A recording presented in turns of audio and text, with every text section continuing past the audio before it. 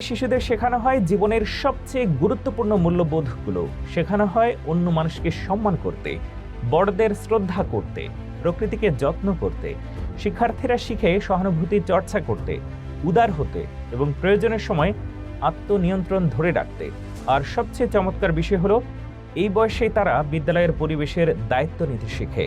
জাপানের স্কুলে classroom, corridor, এমনকি টয়লেটও পরিষ্কার করে শিশুরা নিজেরাই।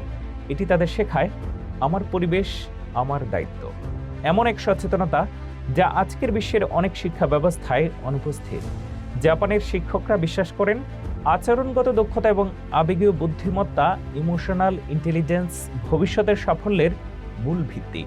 একটি শিশু যদি অনুভূতি নিয়ন্ত্রণ করতে শেখে, দলে কাজ করতে পারে, অন্যের প্রতি শ্রদ্ধাশীল হয়, সহমর্মী হয়, তাহলে একাডেমিক চ্যালেঞ্জ সে সহজে মোকাবেলা করতে পারবে।